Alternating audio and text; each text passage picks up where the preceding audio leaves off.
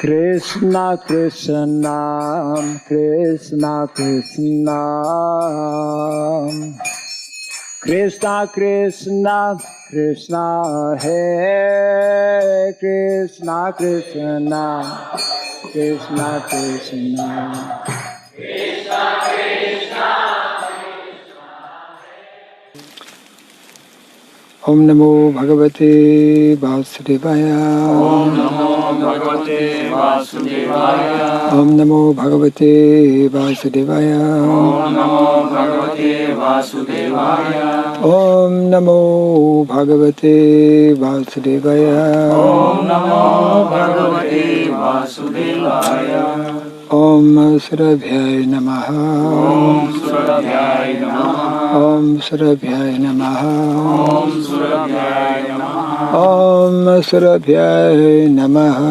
Om Surabhyaya Namaha. Mukam karoti vasalam pangum langayate girim yat kripat maham bande Sri Gurum Dinataranam yat kripat maham bande Sri Gurum Dinataranam. Hare Krishna. Hare Krishna. Welcome to our Bhagavatam class. Continuing Canto number 1, Chapter 2, entitled Divinity and Divine Service. Very famous, well-known verse today that everyone should recognize. Sa Vai Kumsam Paro Dharmo Yato Bhaktir Adhoksaje Ahayatuki Apratihata Yayatma Suprasidati Savai Pumsam Paro Dharmo Yato Bhaktir Adhoksaje Ahayatuki Apratihata Yatma Suprasidati Savai Pumsam Paro Dharmo Yato Bhakti Radhoksaje Ahayatuki Apratihata Yatma Suprasidati Savai Pumsam Paro Dharmo Yato Bhakti Radhoksaje Ahayatuki Pratihata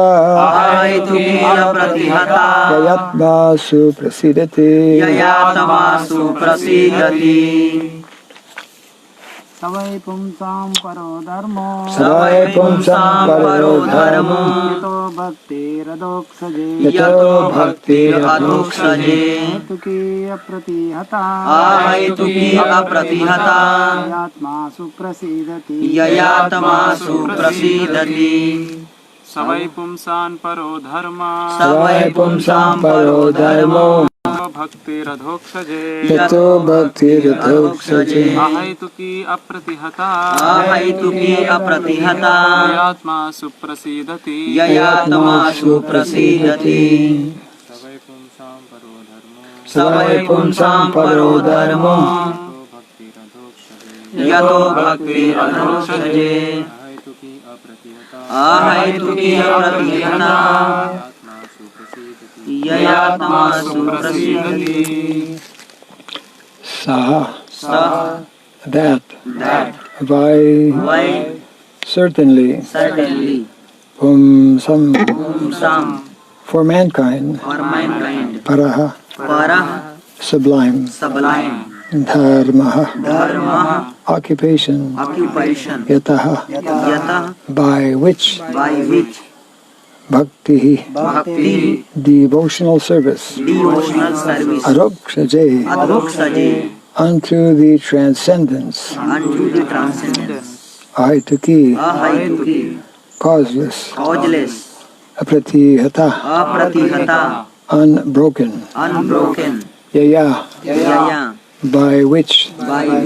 Atma, Atma, the self, the self, suprasidati, suprasidati, completely satisfied. completely satisfied.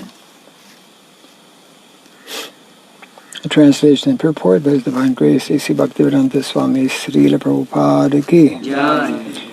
The supreme occupation, dharma, for all humanity is that by which men can attain to loving devotional service unto the transcendent Lord. Such devotional service must be unmotivated and uninterrupted to completely satisfy the self.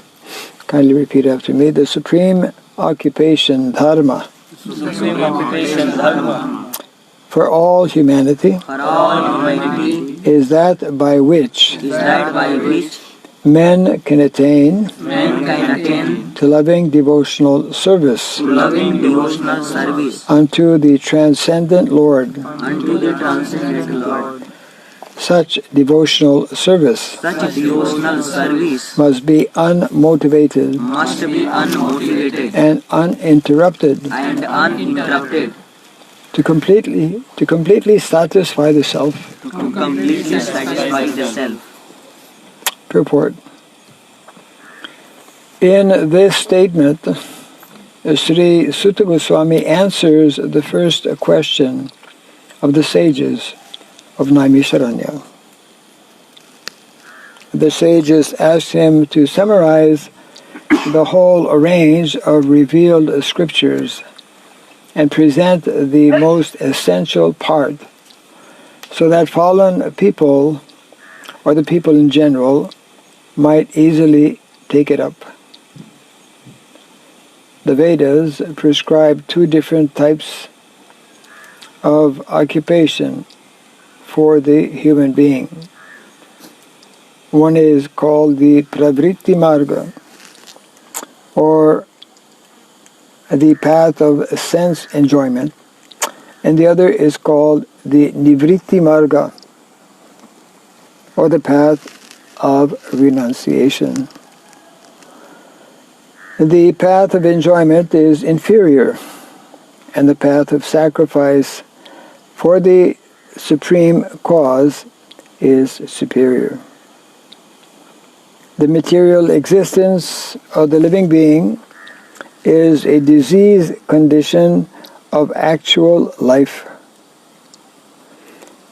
Actual life is spiritual existence,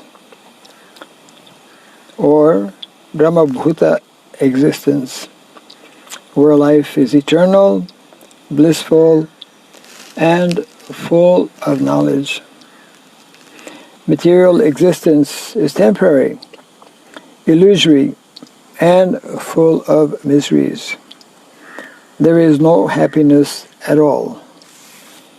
There is just the futile attempt to get rid of the miseries, and temporary cessation of misery is falsely called happiness. Therefore, the path of progressive material enjoyment, which is temporary, miserable, and illusory, is inferior. But devotional service to the Supreme Lord, which leads one to eternal, blissful, and all-cognizant life, is called the superior quality of occupation. This is sometimes polluted when mixed with the inferior quality. For example, adoption of devotional service for material gain is certainly an obstruction on the progressive path of renunciation. Renunciation or abnegation for ultimate good is certainly a better occupation than enjoyment in the diseased condition of life. Such enjoyment only aggravates the symptoms of disease and increases its duration. Therefore, devotional service to the Lord must be pure in quality. That is, without the least desire of material enjoyment. One should therefore accept the superior quality of occupation in the form of the devotional service of the Lord without any tinge of unnecessary desire, fruit of action or philosophical speculation. This alone can lead one to perpetual solace in his service, in the Lord's service. We have purposely denoted dharma as occupation because the root meaning of the word dharma is that which sustains one's existence. A living being's sustenance of existence is to coordinate his activities with his eternal relationship, or with his eternal relation with the Supreme Lord Krishna. Krishna is the central pivot of living beings, and he is the all-attractive living entity or eternal form amongst all other living beings or eternal forms. Each and every living being has his eternal form in the spiritual existence, and Krishna is the eternal attraction for all of them. Krishna is the complete whole, and everything else is his part and parcel. The relation is one of the servant and the served. It is transcendental and is completely distinct from our experience in material existence. This relation of servant and the served is the most congenial form of intimacy. One can realize it as devotional service progresses. Everyone should engage himself in that transcendental loving service of the Lord, even in the present conditional state of material existence. That will gradually give one the clue to actual life and please him to complete satisfaction.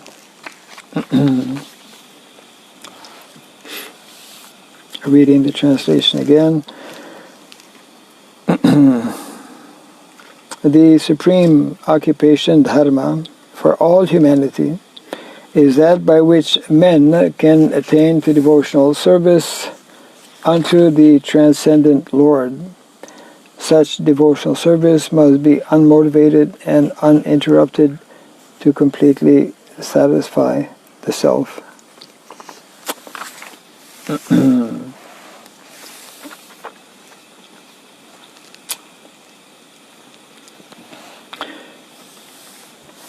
So the subject matter of dharma is being addressed, and Srila Prabhupada makes reference to a very important verse in the Bhagavad Gita in regards to pravriti marga and nivriti marga. Marga, of course, means way or path, direction. So, pravritim cha, nivritim cha.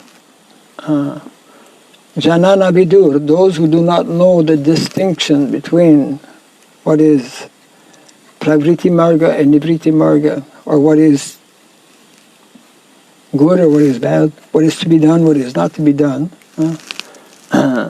Janana Vidura Asura, they are referred to as Asura.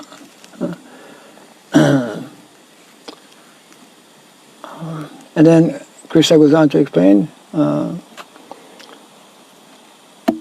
what's the next verse? Not the next verse.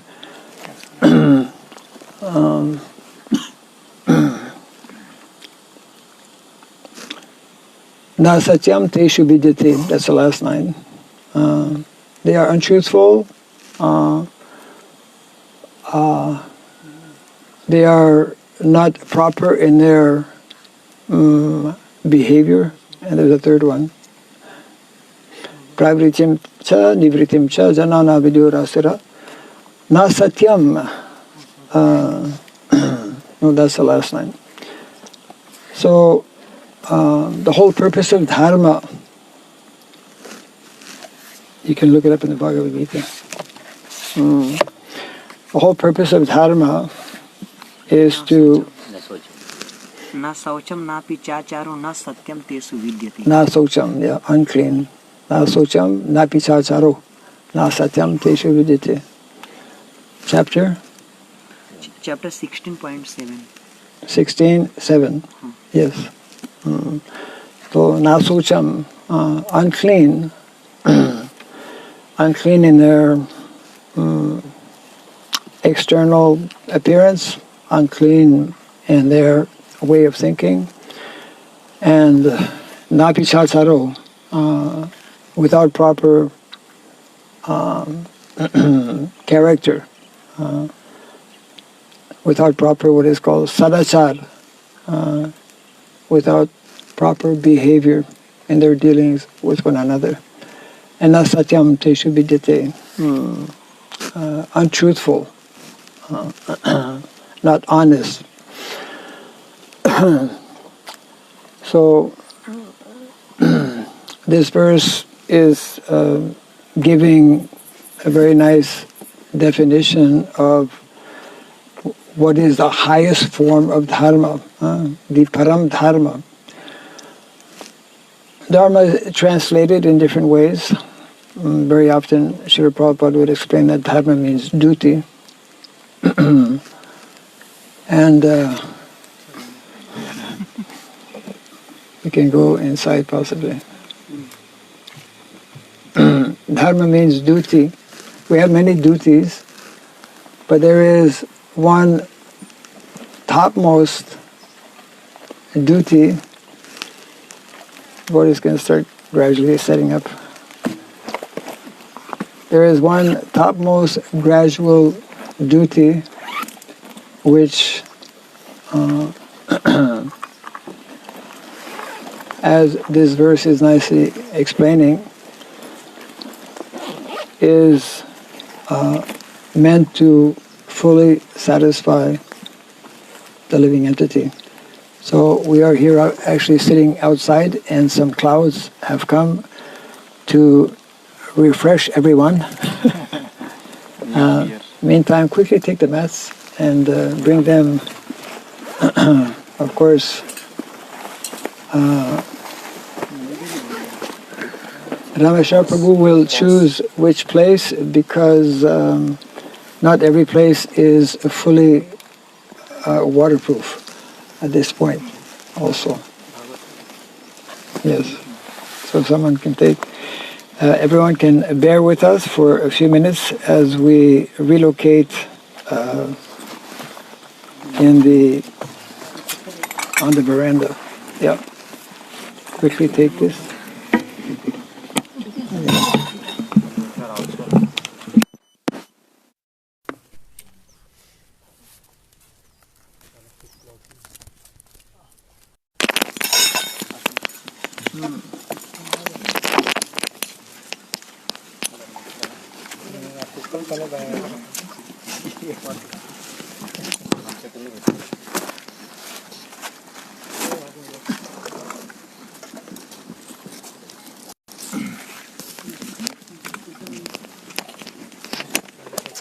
They're thinking the class is over. Thank you, Prasadam.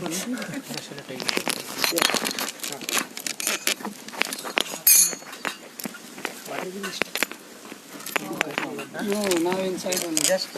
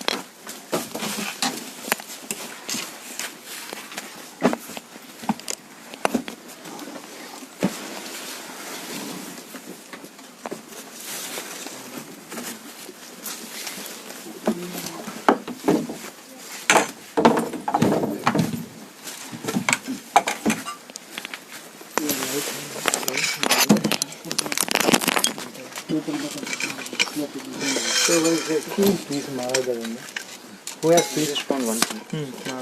Go inside and open the light outside. Everyone sit down.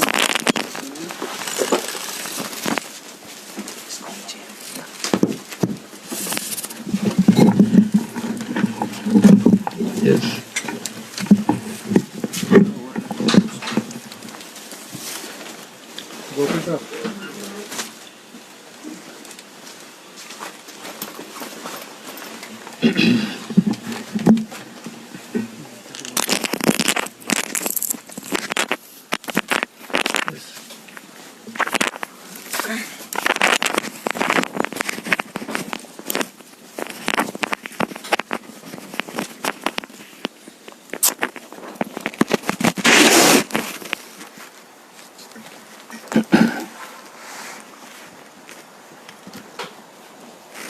Yes. Okay.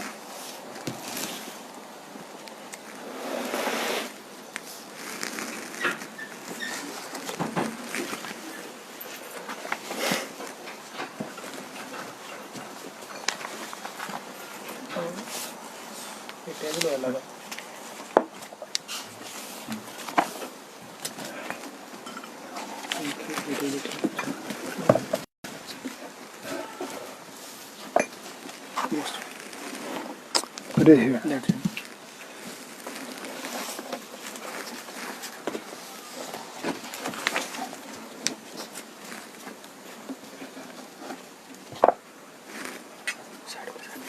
Yes.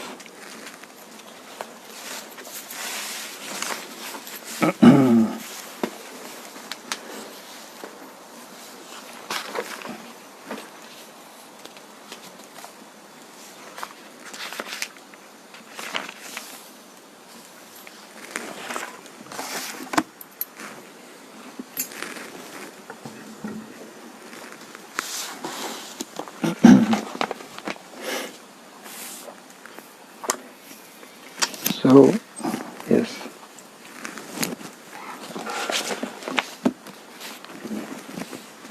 Okay.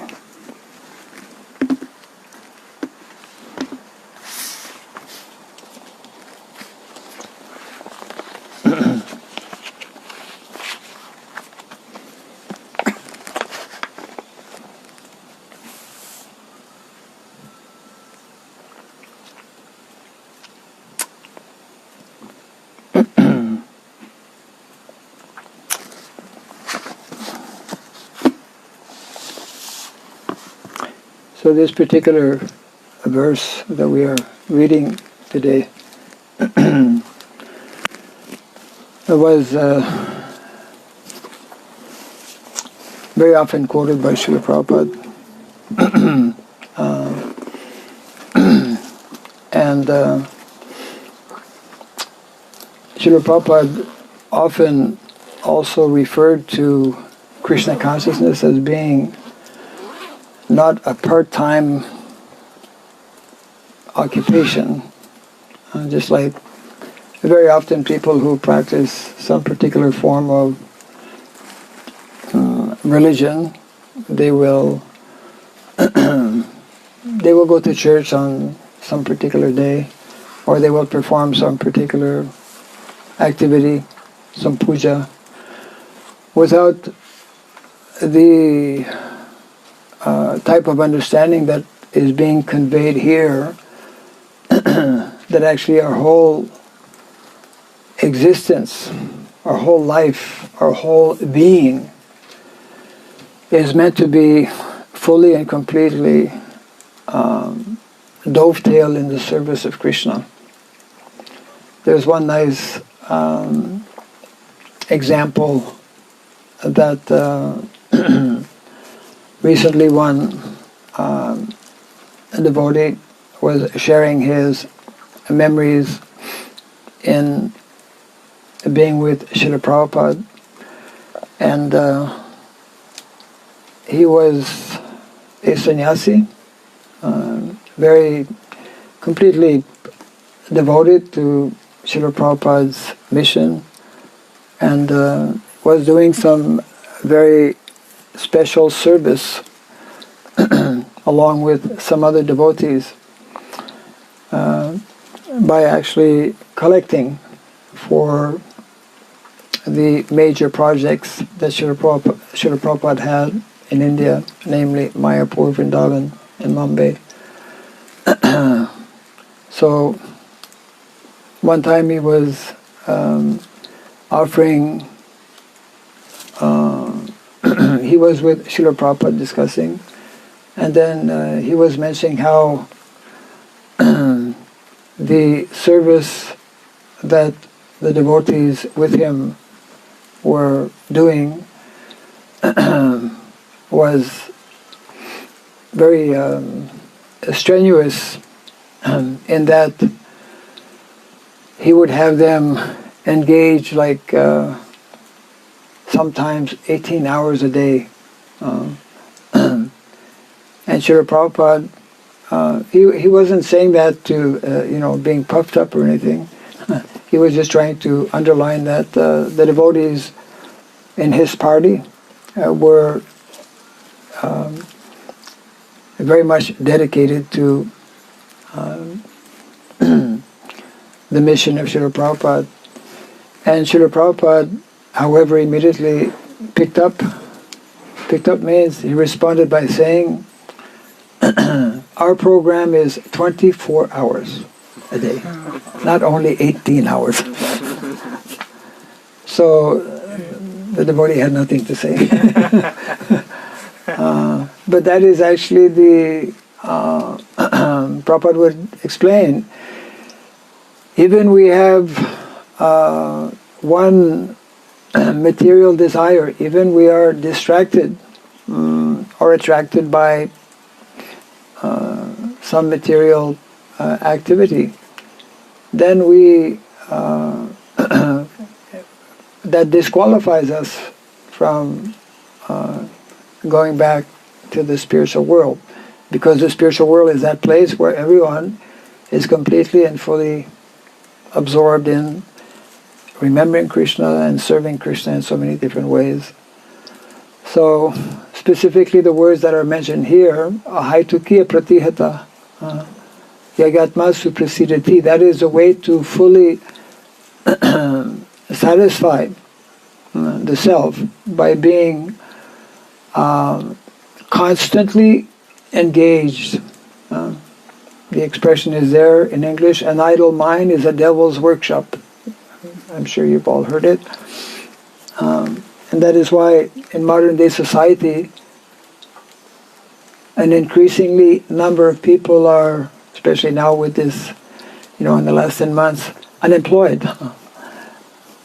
When people are unemployed, it means they're not engaged properly, and it means they're on, very easily they get or come on a mental platform. The Vedic culture, Srila Prabhupada explains, is that culture where there is no unemployment. One time Prabhupada was asking, what about people in Varnasrama culture or in Vedic culture? What about people who don't want to work? Prabhupada says, if they don't want to work, they don't eat. They won't eat, because Vedic culture is such, as we have heard many times, that there was no industry as such. You had to grow your own food, and it means that many people were actually dependent. But unless they did some activity or some work, they would not eat. Not like today, we have what we call unemployment insurance in the West. I don't know about India, but it means if you're not somehow having a job, you still get a paycheck at the end of the month. And many people actually plan not to work, so that it's an easy life. Many thousands and thousands, especially in the Western countries, they are on what is called on welfare. Welfare. They actually prefer not to work because they're lazy, because they don't know what is the goal or the purpose of life. And of course we know how in the Vedic culture, where people were not so dependent on all kinds of machines that we have been accustomed to in modern day society, people were physically active, physically engaged. The ladies, our modern ladies don't like to hear about that so much, but the ladies were from very early morning, and we hear about the pastimes of the residents of Vrindavan. Mother Yashoda and all the other ladies were up very, very early in the morning. And they were they had made yogurt the previous, or put milk for making yogurt in the morning, and then they were engaged in churning that yogurt, making butter, and everything was done by hand. Even not that long ago, we don't have to go 5,000 years back. So being engaged, and being engaged without material motivation. That's the other characteristic, which is being, nicely explained here. This is only possible when one is on the platform, on the transcendental platform, on the platform of Bhakti or devotional service. And therefore,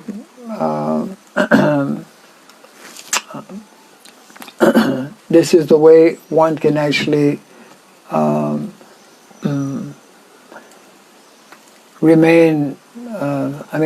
become mentally nicely situated, means without material or mental anxieties. One will generally tend to be more healthy physically as well. And also, obviously, one will be spiritually strong, because he will have understood what is the goal or the purpose of life, which is service, which is to be engaged in the loving service to the Lord. So the last line of the purport we were mentioning yesterday, because it's the same line as the previous verse as well. Most people are totally unaware, and common people and even our own devotees are not. They may hear about it, but they're not convinced that actually all of their necessities of life can easily be met. And Prabhupada would many, many times stress on this point. All of our necessities of life can easily be met if we simply agree to follow the recommended Vedic lifestyle that is described in the Shastra. All of our material necessities of life, which are basically food that we need, a roof over our head, and some good company or some good association. So there is that ideal or model way of living, which, of course, for us, and we tend to forget it, is how the residents of Vrindavan were living.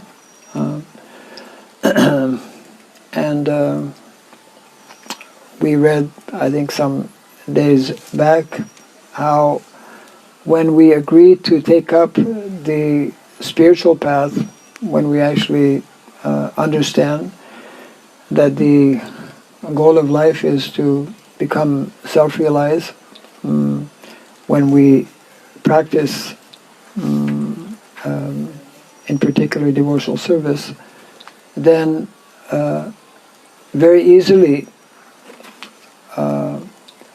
material opulence will follow. Nowadays people are madly after money, economic development, without spirituality. But most people are struggling in so many different ways. So we also read recently how that is the problem for the vast majority of people in the material world, because they remain on the bodily platform, on the mental platform. Therefore, they are caught up in this hard struggle of existence. So Vedic culture, these literatures, Srimad Bhagavatam in particular, is giving us the very simple formula, simplified formula by how we can, if we simply agree to be satisfied with the basic and bare necessities of life, and actually this is also stressed and explained by Srila Prabhupada on many occasions. Vedic culture, this especially comes up in the 7th Canto of the Bhagavatam, whereby Prabhupada explains that even for grihastas, one is surprised when reading that purport. Prabhupada explains that even for householders, they should not be anxious for making money. Because generally speaking, householders, they have all kinds of reasons and excuses that I have to work to make money. But even for householders, that should not become a main, they should not be overly preoccupied by this. And even they should, Prabhupada explained, they should find ways and means by which they can meet their daily necessities of life in as simplified way as possible. We know how modern day society, people's lifestyle, having to go and travel to work and working in a very uncongenial atmosphere, very stressful, very unhealthy in so many ways. So Prabhupada is specifically, because it is the grihastas who are working, physically earning, not the brahmacharis, not the sannyasis, not those in vanaprastha. But even for them, their activities should be simplified, and so it means that actually when that basic foundation, that basic understanding that the goal of life is first and foremost for self-realization, then we more easily, that's the only way we can actually come to understand and accept that our material situation is secondary. And we come to learn from Bhagavad Gita also that some people are destined to be very rich, and some people are destined by the law of karma to be very poor materially.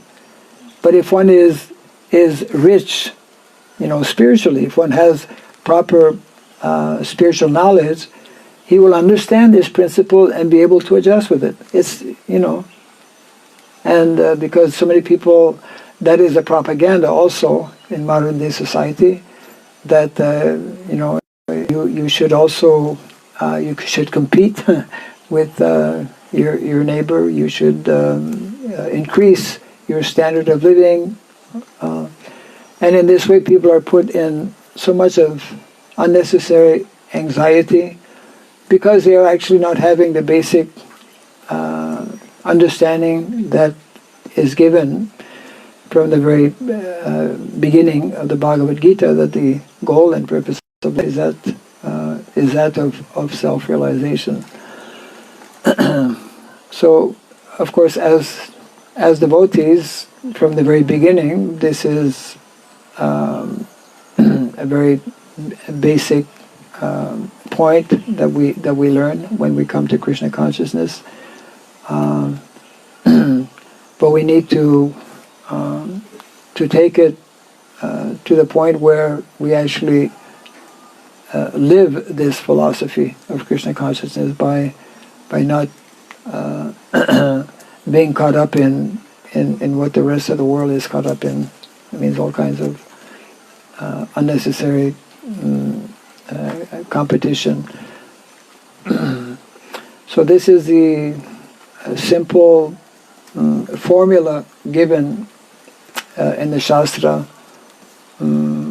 how to be happy, how to meet our basic needs and necessities of life, and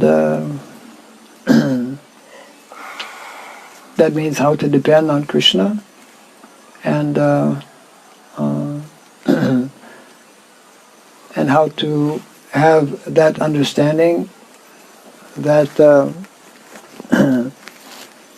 we are not the controllers, because everyone is in anxiety also trying to control things that they cannot actually control. We should understand what our prescribed duties are, as nicely given in the Shastra, and endeavor to our best ability to perform those prescribed duties without being in anxiety as to the result. That's also an important consideration. So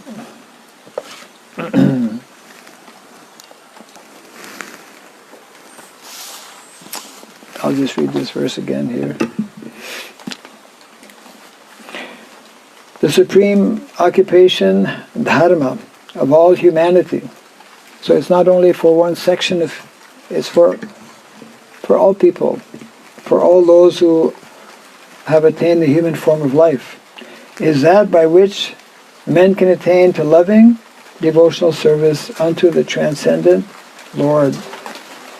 Such devotional service must be unmotivated and uninterrupted to completely satisfy the self. Yeah.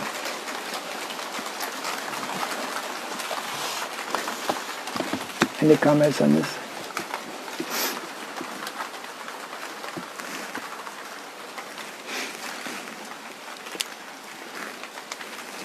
Yep. On the other day, you were mentioning about devotees staying together. Devotees staying together, yeah. Yes. So now, because devotees may be from different culture, but they want to stay together because they want to practice devotional service. Devotees may be from different culture, but they want to stay together. Actually, we are all from the same culture, ultimately. Yeah. If we come to that culture, then no problem. Yes. So due to that, because different kind of from places and some their own culture at the home. Yes. Because of all those things. So initially devotees are together, but later on eventually because of some challenges to stay together, again they depart, they go apart. Because so many things are there which are not being not able to adjust. So you were mentioning on the other day that even within devotees that staying together is not so easy. even for devotees, staying together is sometimes not so easy. Yeah. Sometimes not so easy. So how to overcome that? Yes, well, how to overcome it? By simply becoming Krishna conscious, isn't it? As I mentioned, we are all part of one family. Naturally, we come from different backgrounds, as you mentioned, different cultures, different provinces, different states, different. So many differences are there. But when we come to Krishna consciousness, if we practically understand and apply the philosophy is meant to take us above these temporary material designations or differences that are there. Because, and of course it begins with our very identity, or it begins with our ego, our ego. The more we are on the false ego platform, the more we will clash with one another. The more we are on the ego of the soul, which is, you are a servant of Krishna, I am a servant of Krishna. I may be of this culture or that culture, materially speaking, but so in other words, as soon as we come to the spiritual platform, then we are able to transcend these differences that are naturally there in the material world. So therefore, it's of course not always easy. It's a challenge, especially in Kali Yuga, but that is how to overcome, these sometimes major differences that may be there. So that actually becomes the responsibility of each and every devotee to rise above these different material designations or differences that are there. And the more we do that, the more we are able to live in harmony. And actually, when the goal is two things. When the goal is, self-realization for ourselves, and also spreading the mission of Krishna, spreading the mission of Lord Chaitanya Mahaprabhu, the mission of our founder Acharya, Srila Prabhupada, then everything else it becomes secondary. So most of the time when devotees or people in general, especially non-devotees, they have more reasons, of course, to not be able, at least we have the knowledge, we have the tools, we have the ability, more of an ability to actually transcend these differences that may be there. And that can only happen on the higher level of Krishna consciousness that we develop. Then we are able to. One devotee was mentioning that when Srila Prabhupada was present, because of his, as a Paramahamsa, he was able to bring in and engage all kinds of, devotees. And one devotee was mentioning that actually, was it not for Srila Prabhupada, these different devotees, I would say especially in the early days, and during all of Prabhupada's manifest pastime, would normally never agree to work together. They were so different in character and in so many different ways, but because Srila Prabhupada was able to attract them and to engage them, they, of course, it wasn't always, complete harmony, but in general, Srila Prabhupada had that potency, that ability of bringing individuals of all kinds of different backgrounds and different natures. And so that means that the very process of Krishna consciousness is such, when we take it up individually, seriously, in our own individual lives, that more easily we can learn to cooperate and live in harmony with people with whom otherwise we would not be able to do that. Yeah. Yes. Maharaj, you mentioned that if somebody agrees to live a simple life, realizing that the goal of life is self-realization. Yes. So, this principle, if somebody is not thoroughly convinced with this principle, If one is not totally convinced with this principle, Uh-huh. he is living kind of situation, society, or conditioning. right, But what if he decided to take such action based on knowledge by hearing from acharyas, yes. from guru? So should he wait for getting convinced, or should he take action, though because there are so many fears because of not having proper knowledge or understanding? Okay, so the question is, if one hears either by reading or by by hearing directly from authorities, that one should live simply and depend on Krishna, and if one is not completely convinced, should he still do it, more or less? Is that what you're saying? One should, Shastra is telling that even though one may feel totally incompetent to do something, if order of Guru is there, one should take it up. Of course, one should also pray for the good intelligence to prepare oneself for taking up whatever Guru is telling or whatever Shastra is telling.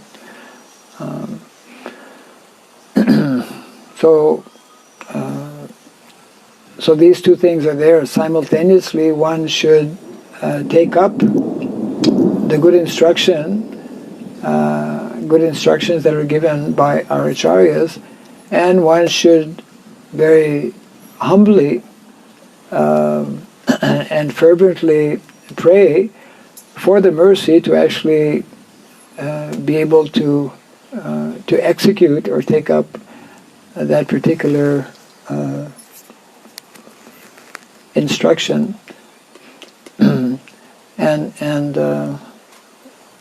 because ultimately by our own self we are limited in so many different ways, but the mercy of Krishna is such that just like that nice verse is explaining this very point. Krishna Shakti Vina Nahi Tar Pravartan. Without receiving the mercy of Krishna, in this particular context, it was in reference to spreading the holy name. Kali Kali Yuga Dharma Harinama Sankirtan Krishna Shakti Vina Nahi Tar Pravartan.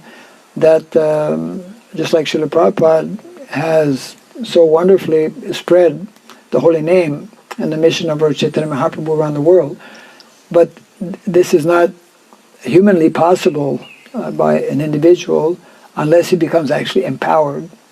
So whether it's spreading the mission of Lord Chaitanya Mahaprabhu all over the world, or whether it's taking up a particular service, whether on the grand scale of a global mission, or whatever, we all have different services, and in many ways we are meant to take up some aspect of the mission of Lord Chaitanya, some aspect of the mission of Srila Prabhupada. We should actually feel, we should actually desire to be part of of that mission, because Krishna comes in the material world actually with a mission, and his representatives, the acharyas, they take up that same mission, and our very mission in life is to actually become Krishna conscious, and we can't just become Krishna conscious simply by sitting somewhere. We have to actually demonstrate through activities, through service. We, as Prabhupada would explain, don't try to see Krishna, but you act in such a way that Krishna will see you, isn't it? You engage in devotional activities sincerely in trying to please Guru and Krishna, and then Guru will notice and Krishna will notice. And when they notice, when you can attract, when any of us can attract, the all-merciful glance of Guru or Krishna, then our life is perfect. Otherwise, we are missing the point. And this verse is very nicely conveying this message, that the highest expression of dharma is to be completely absorbed without any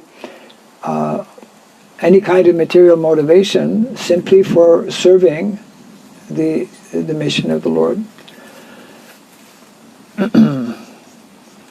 So if we put into practice what is given in these literatures, if we hear the different instructions given by our acharyas, then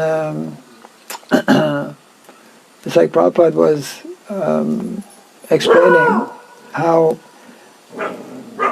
even after leaving family life, he was not at all liking the thought or the idea of taking sannyas. He didn't want to take sannyas. But he took sannyas partly actually because his own Guru Maharaj came in dream and told him to take sannyas on a number of occasions. But so, I mean, we simply have to have a desire. We need to have a strong desire to satisfy the acharyas, to satisfy ultimately Krishna, and then they will, seeing our sincere desire and sincere effort, they will bless us. Krishna says in the Bhagavad Gita, I preserve what they have, and I give what they are lacking. Individually, alone, we are helpless. We cannot do anything. But with the mercy of Krishna and the mercy of the Vaishnavas, we can attempt to take up some aspect, some portion of Krishna's mission. Yeah. So I think we should, close here. Jai Grantara Srimad Bhagavatam ki, Jai Sri Prabhupada ki, Gaura Pimanandari.